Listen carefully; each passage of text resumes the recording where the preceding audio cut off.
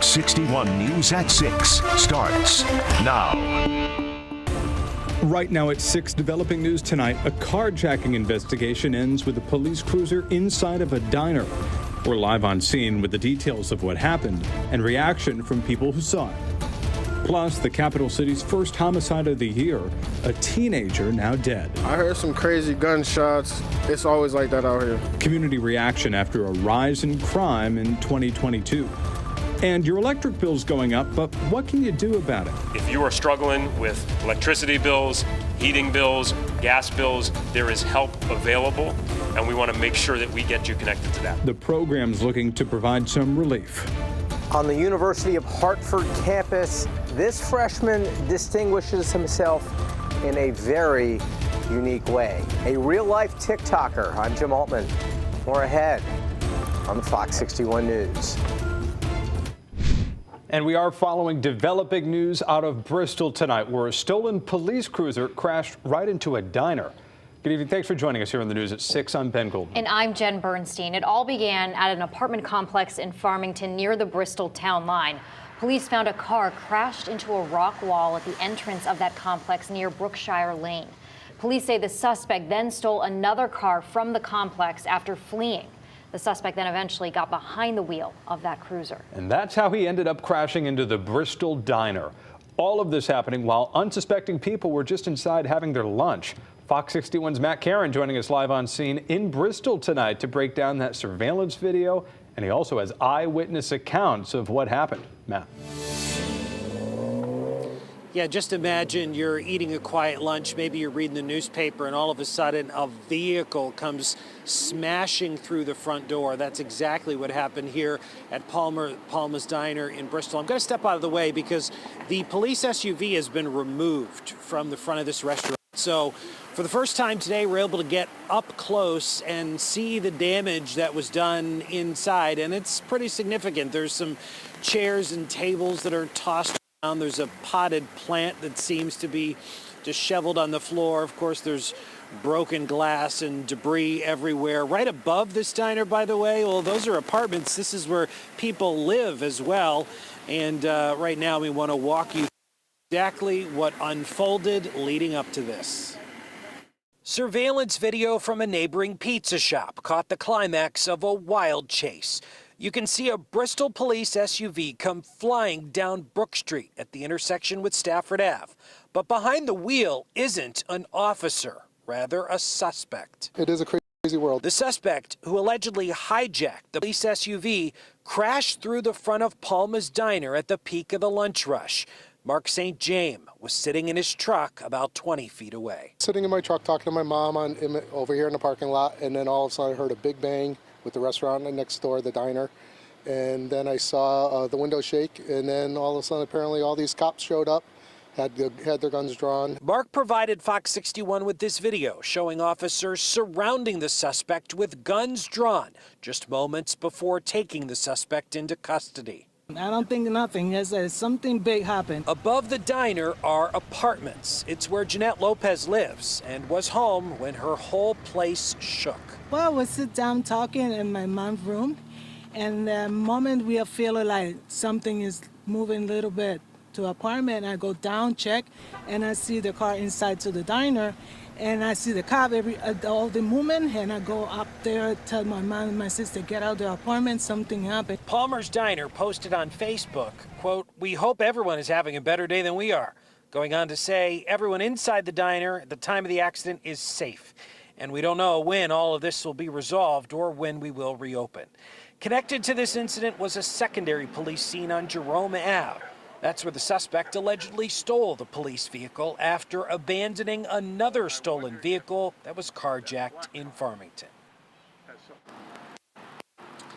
And back out here live in Bristol, I want to draw your attention to this sign that is hanging in the window of the diner. It says, we support Bristol PD. Of course, they were very involved, intimately involved, in fact, in what happened here today. So again, according to the owners of this diner, everyone who was inside is safe. No one was hurt. That is good news. Safe to say, though, certainly everybody was shaken up. I did speak earlier today with Bristol Mayor Jeff Caggiano, who told me that at some point tonight, we are still expecting a news conference to be held, explaining more about this string of scenes and incidents and how they're all connected.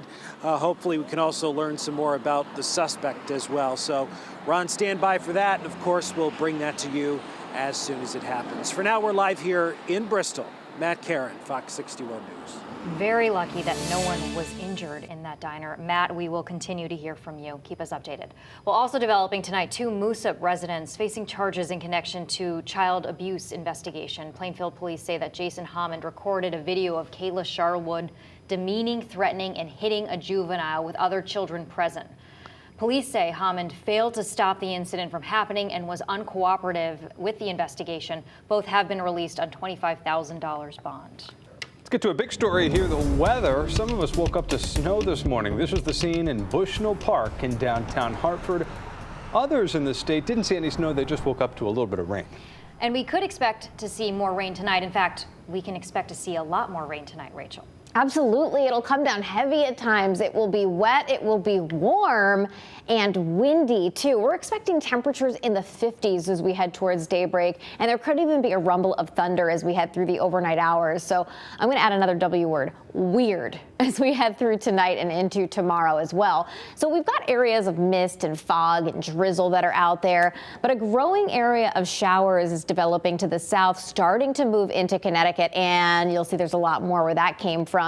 And some lightning strikes that are showing up. So it's not out of the question again that we hear a rumble of thunder out there later tonight or early tomorrow. We have a lot more rain to get through, and we're expecting about a solid inch of rain with this system as it comes through. We're also anticipating gusty winds. For most of the state, peak gusts up to 30 or 40 miles per hour, but those wind gusts could be a bit higher for southeastern Connecticut, gusts up to 45 for New London County and the shoreline of Middlesex County. It's still cold in the valley locations in the 30s, but we're up to 50 degrees in New Haven. We'll eventually scour out that colder air and flip over to warmer temperatures. Notice this as they keep climbing. You don't have to worry about any of that leftover slush if you have any. Refreezing tonight. It will go in the other direction. 50s, areas of heavy rain, thunder, wet start to the day tomorrow before we dry things out midday into the afternoon. We'll talk about what that means for the weekend coming up. Thank you, Rachel. New tonight, Hartford police are looking for the shooter who they say killed an 18-year-old teen last night on Broad Street. This is the first homicide of the year for the capital city. Fox 61's Carmen Chow joins us live outside of Hartford Police headquarters with more on how community members are reacting to this. Carmen. Ben and Jen, that teen has been identified as Julius Rivera, who is from Plainville. Police did not state why Rivera was in Hartford late at night, but residents here say they are just tired of all the crime. I heard some crazy gunshots. It's always like that out here. Marquise Thomas has lived on Broad Street for a couple years now. Too many times, he says, he is hearing gunshots or sirens in the neighborhood. Just before 10 o'clock Wednesday night, he heard them again. So it was rapid. It's like a rapid speed, so it happened for a little bit and it happened again and it was over. This time, police say 18-year-old Julius Rivera of Plainville was shot and killed in the 700 block of Broad Street next to this bodega. Rivera was pronounced dead when he was taken to the hospital. Workers in the area not wanting to speak on camera, fearing for their safety, telling Fox 61 off camera they are always on edge, not knowing what will take place each day. Some of the bullets that killed Rivera landed in the parking lot of a nearby used car dealership. We wish that we can do something more, but sometimes it makes you feel helpless. You know, in the fact that it's never seemed like it's going to end. Police did not say why Rivera was in Hartford late at night. Thomas, who has children himself, says he has a feeling it was not for a good reason. We see what the ages of these kids are dying.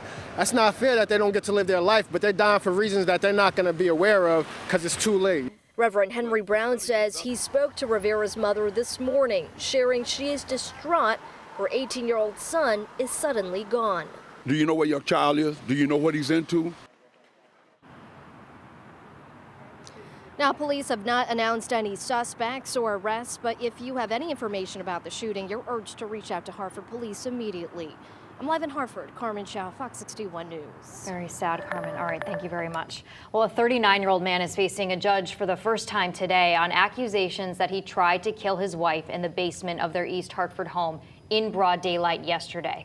His attempts were unsuccessful. His wife was alert and telling police that it was her husband who took her to the basement and fired off 2 shots. Fox 61's Samaya Hernandez was in court during the arraignment. She joins us live outside of Superior Court in Manchester with the very latest. Samaya.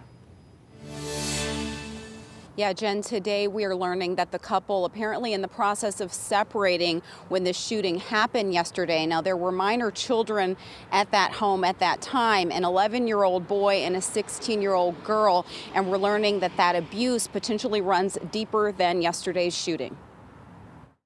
Understood? Before rushing this home on Lafayette Avenue Wednesday afternoon, East Hartford police say they spoke with 39-year-old Luis Toro Vargas over the phone and successfully encouraged him to walk outside, where he tossed a gun on the lawn and surrendered with his hands up. The victim was able to tell police who shot her, and that was Mr. Toro Vargas. 3 o'clock Wednesday afternoon, shots fired, and the couple's 11-year-old nephew calls police. The shooting victim, whose identity is being protected, is his wife. She was taken down to the basement by Mr. Toro Vargas, and 2 shots were fired. Toro Vargas facing Judge Sheila Pratt's Thursday at Manchester Superior Court and being urged to surrender weapons and avoid contact with his wife, who was rushed to the hospital with a gunshot wound to the chest. Her sister telling Fox 61 off camera that she was badly hurt but is coherent. The 38-page warrant stating Toro Vargas told police when interviewed, quote, "It's the first time I shot. I never shot before in my life." The couple reportedly in the process of separating during the dispute.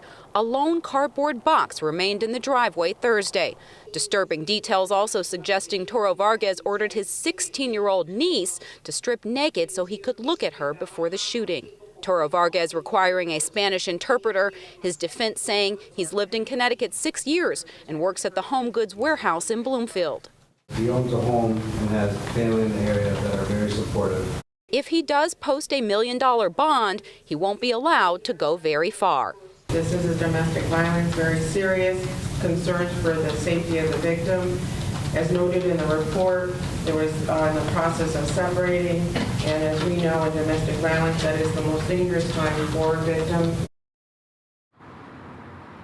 And he's also charged with risk of injury to a minor and due back in court here in Manchester on the 25th. We're live in Manchester. Samaya Hernandez, Fox 61 News.